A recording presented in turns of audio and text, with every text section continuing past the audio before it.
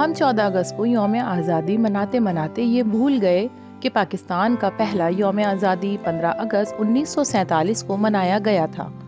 اگرچہ 14 اگست کے دن بھی عوامی اور سرکاری سطح پر آزادی کی تقریبات منعقد ہوئی تھیں۔ مزید اس بارے میں جانتے ہیں آج کی اس ویڈیو میں۔ میں ہوں آپ کی ہوسٹ سمرا ناز اور آپ دیکھ رہے ہیں HI TV۔ قومی زندگی کے مقدس لمحات کی یادیں ہمیشہ تازہ رہنی چاہیے کہ ان کے قلب و روح کو مسرت اور تسکین حاصل ہوتی رہے۔ چنانچہ یاد رکھیں کہ پاکستان 14 اور 15 اگست کی نصف شب کو وجود میں آیا، اس لیے پہلا یوم آزادی 15 اگست کو منایا گیا۔ 14-15 اگست کی درمیانی شب 27ویں رمضان تھی، جسے ہم عام طور پر لیلۃ القدر کا درجہ دیتے ہیں۔ 15 اگست جمعۃ الوداع کا دن تھا۔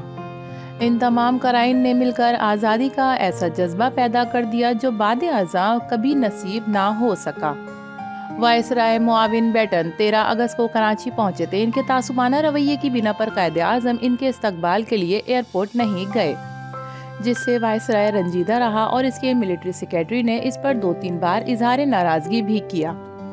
ہندو جوتشیوں کا خیال تھا کہ ہندوستان کے لیے 14 کی بجائے 15 اگست کا دن زیادہ بابرکت ہے۔ مغربی یونیورسٹی کے فارغ التحصیل کانگریسی قیادت ان کے دباؤ میں تھی، چنانچہ فیصلہ ہوا کہ آزادی کا سرکاری اعلان 12:01 پر کیا جائے تاکہ 15 اگست شروع ہو چکا ہو۔ ماؤنٹ بیٹن نے 14 اگست کو پاکستان کی دستور ساز اسمبلی میں خطاب کیا۔ انہوں نے بادشاہ برطانیہ کی جانب سے آزادی کا اعلان اور نیک خواہشات کا اظہار کیا۔ ماؤنٹ بیٹن نے رواداری کے حوالے سے بادشاہ اکبر کی مثال دی۔ قائد اعظم نے جواباً شکریہ ادا کیا۔ قائد اعظم نے واضح کیا کہ مسلمانوں کی رواداری کی تاریخ 1300 سال پرانی ہے، جب ہمارے پیارے پیغمبر صلی اللہ علیہ وآلہ وسلم نے فتح کے بعد یہودیوں اور عیسائیوں سے بہترین سلوک کیا تھا۔ ناظرین، یہ اشارہ تھا ریاست مدینہ اور میثاق مدینہ کی جانب۔ تقریب ختم ہوئی اور ماؤنٹ بیٹن اسمبلی کے باب داخلہ کی جانب بڑھے، جہاں برطانوی اقتدار کی علامت یونین جیک لہرا رہا تھا۔ فوجی پسپائی کی غمگین دھنوں میں یونین جیک اتارا گیا۔ قائد اعظم نے اسے طے کر کے ماؤنٹ بیٹن کے حوالے کر دیا۔ اس کے بعد قائد اعظم نے آگے بڑھ کر پاکستان کا جھنڈا لہرایا، جسے 31 توپوں کی سلامی دے کر پاکستان کی ولادت کا اعلان کر دیا گیا۔ اگرچہ ماؤنٹ بیٹن نے کہا تھا کہ آج نصف شب برطانوی علمبرداری ختم ہو جائے گی، لیکن عملی طور پر پاکستان کا جھنڈا لہراتے ہی عوامی سطح پر آزادی کے جشن شروع ہو گئے۔ اس تاریخی پس منظر میں حکومت پاکستان نے قائد اعظم کی منظوری سے جولائی 1948 میں یہ فیصلہ کیا کہ پاکستان میں ہر سال یوم آزادی 14 اگست کو منایا جائے گا، جس دن دستور ساز اسمبلی کی عمارت سے یونین جیک اتار کر پاکستان کا پرچم لہرایا گیا تھا۔ بقول عطا ربانی ADC، انہوں نے قائد اعظم کی ہدایت پر ممتاز مقامی ہندوؤں کو انتقال اقتدار کی اس تقریب میں شرکت کے دعوت نامے جاری کیے تھے، لیکن کوئی بھی ہندو شریک نہ ہوا۔ رپورٹ کے مطابق آزادی کے جلوس کے دوران قائد اعظم پر بم سے قاتلانہ حملے کا منصوبہ تھا۔ قائد اعظم کو کھلی گاڑی میں سفر کرنے سے منع کیا گیا تھا، لیکن وہ وائسرائے کے ساتھ کھلی گاڑی میں ہی 14 اگست کی صبح دستور ساز اسمبلی گئے اور کھلی گاڑی میں ہی واپس آئے۔ قائد اعظم نے خوفزدہ ہونے سے انکار کر دیا اور اللہ کے فضل و کرم سے بخیر و عافیت گورنر جنرل ہاؤس لے آیا۔ راستے بھر فلک، شگاف، نعروں، عوامی جوش و خروش، کھمبوں اور عمارتوں سے لٹکے لوگ اور سڑک کی دونوں جانب اموا نے لمحات کو یادگار بنا دیا۔ گورنر جنرل ہاؤس واپس پہنچتے ہی ماؤنٹ بیٹن واپس نیو دہلی چلے گئے۔ 14 اور 15 اگست کی شب 11:50 پر آل انڈیا ریڈیو نے پاکستان کی سرحدوں کے اندر واقع کراچی، لاہور، ڈھاکہ ریڈیو اسٹیشن ہمیشہ کے لیے بند کر دیے۔ اس رات کروڑوں لوگ ریڈیو کے ساتھ کان لگائے بے چینی سے اعلان کا انتظار کر رہے تھے۔ دوسری طرف فسادات کی آگ پھوٹ پڑی تھی اور مشرقی پنجاب میں مسلمانوں کا ایسا خوفناک قتل عام شروع ہو چکا تھا جس کی عالمی تاریخ میں مثال نہیں ملتی۔ 12 بجے کے لگ بھگ براڈ کاسٹر ظہور آزاد نے اعلان کیا کہ ٹھیک آدھی رات کو پاکستان کی آزاد مملکت معروض وجود میں آئے گی۔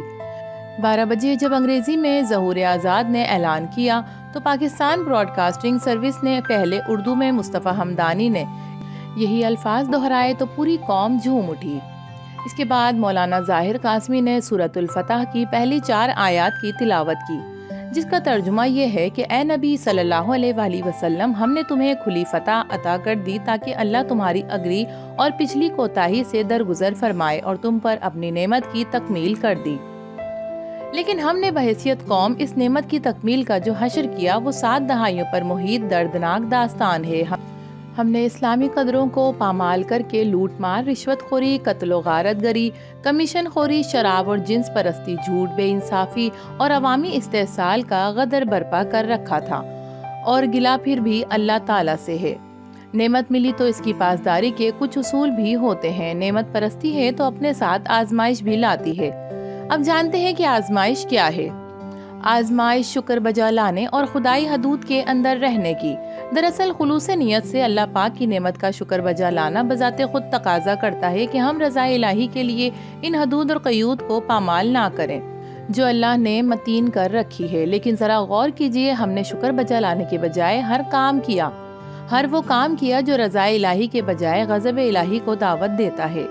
جس ملک کی قومی اسمبلی میں ایک غیر مسلم رکن شراب پر بندش کا بل پاس کرے اور چند مذہبی اراکین کے علاوہ دوسرے اراکین اس کی حمایت نہ کریں، آپ خود بتائیے کہ وہ قومی اسمبلی کسی اسلامی ملک یا مسلمان قوم کی قانون ساز اسمبلی کہلوانے کا حق رکھتی ہے یا نہیں؟ جس ملک کے اقتدار پر مختلف مافیاز قابض ہوں جو مختلف ہتھ کنڈے استعمال کر کے عوام کا خون چوستے ہوں اور جس کی قیادت کے بارے میں اربوں خربوں لوٹ کر بیرون ملک محلات خریدنے کی کہانیاں زبان پر زد عام ہوں، تو کیا اس ملک اور ایسے نمائندوں کو منتخب کرنے والی قوم پر اللہ سبحانہ تعالیٰ اپنی نعمت کی تکمیل فرمائے گا؟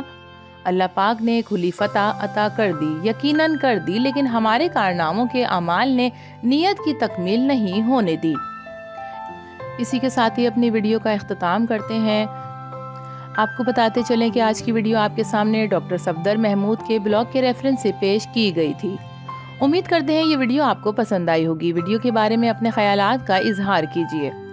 ویڈیو پسند آئے تو اسے لائک کیجیے، HI TV کو سبسکرائب کیجیے اور بیل آئیکن کو پریس کر دیجیے تاکہ ہماری تمام آنے والی ویڈیو آپ کو بر وقت بآسانی ملتی رہیں۔ تو پھر ملیں گے کسی اور نئی ویڈیو کے ساتھ، تب تک کے لیے سمرا ناز کو اجازت دیجیے۔ اللہ حافظ۔